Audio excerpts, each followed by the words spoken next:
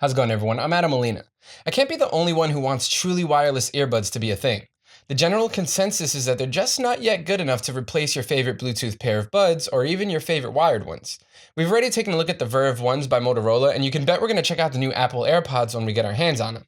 But in the meantime, let's check out another pair of truly wireless earbuds that want to be crowned king. The Jabra Elite Sport Wireless. When you open the box, you'll get a charging case, the headphones, 3 sets of silicone ear tips, and 3 sets of memory foam ear tips, 2 sized wingtips, a micro USB cable to charge the case, and a small box with a quick start guide and warranty information inside. Just by looking at them, the Elite Sport Wireless is pretty much what I picture when I think of my ideal pair of truly wireless earbuds. Small, minimal, and all black earbuds that I can just pop in and out of my ear throughout the day. Before you can do that, you will need to find the right combination of wingtips and ear tips. For me, I found that the largest pair of memory foam tips with no ear wings worked perfectly, but your mileage may vary. Once I figured it out, I had no problem keeping these in my ear whether I was running or commuting on the train. Unfortunately, these are still kind of large and will probably jut out of your ears just a bit. On the bright side, these are made for exercise. They're IP67 certified, which gives them protection against sweat, and they have a built-in heart rate sensor along with a very health-centered app. More on that later. It's good that these don't fall out, but unfortunately they do get a little uncomfortable after about an hour of listening. I wouldn't call it painful, but you'll be aware of its placement in your ear, which is also kind of good since you probably don't want to lose one.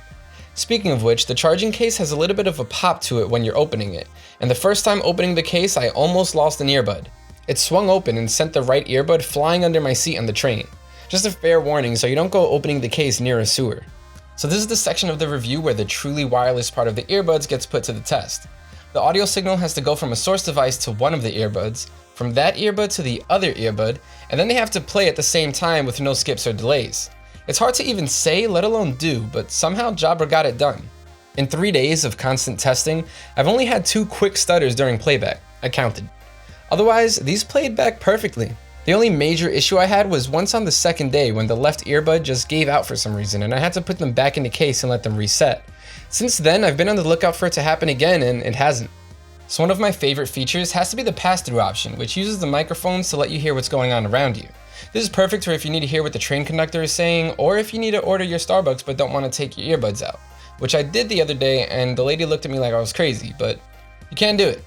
On the left earbud, you'll find the volume up and down buttons, which also let you skip between tracks if you hold them down. The right earbud has the play/pause/power button, which also answers phone calls if tapped and activates the heart rate sensor if you hold it down. The top button lets you open up the Jabra Sport app if you tap it, or start a workout by, again, holding it down.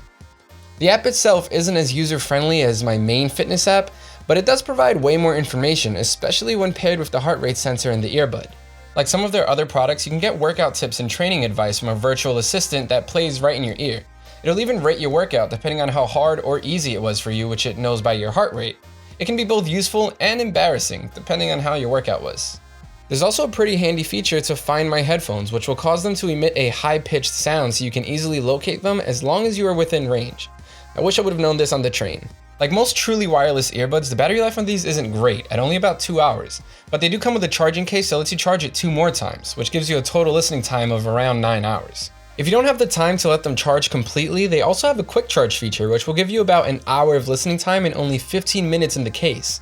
Just enough time for a decent run or workout. Now, I wasn't expecting these to sound amazing, but I was surprised by just how good they sounded.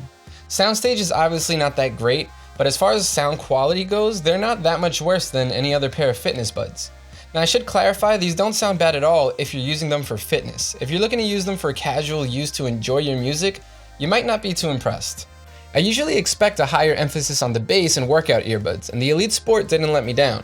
If you're looking for that extra oomph in your music to help push you past the pain of a workout, these won't disappoint. That said, the fact that these are already so close to your ears means that the songs tend to sound a little muddy as the lows really push above their limits. The rhythmic bass of Feel It Coming by The Weeknd made its way nicely throughout the song, but it, along with the steady bass kick, almost felt like the main part of the song, which isn't the case. Overall, the mids kind of battled with the low end. This was really present in the song Redbone by Childish Gambino, where I'm more used to the vocals being more forward sounding, floating over the top of the instrumental, which wasn't the case here. The low end definitely had more of a say than the rest of the frequencies. Highs were pulled back plenty, which is great if you're not a fan of harshness, but it does take away from detail in cymbals and hi-hats. Overall, it sounds like Jabra played it safe and took off a little more than was necessary to avoid any painful sounds, and I agree with the decision since these are sitting right in my ear, but the choice is kind of noticeable and cymbals, tambourines, and hi-hats are just barely there. The Jabra Elite Sports aren't cheap at $249, and there are better sounding ways to spend your money. That said, these are one of the best, if not the best pairs of truly wireless earbuds out there.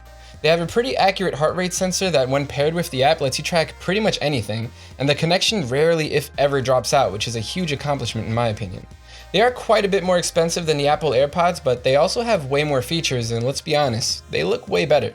We're giving the Jabra Elite Sports an 8.4 out of 10.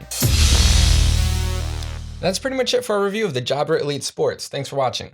If you want to know more about these headphones or any of the other products we review, make sure to check out SoundGuys.com. While you're here, subscribe to the YouTube channel if you haven't already, and sign up to our monthly newsletter so you can stay up to date with all the newest reviews and audio news here at SoundGuys. Links to all of that down there in the description. I'm Adam Molina. I'll see you later.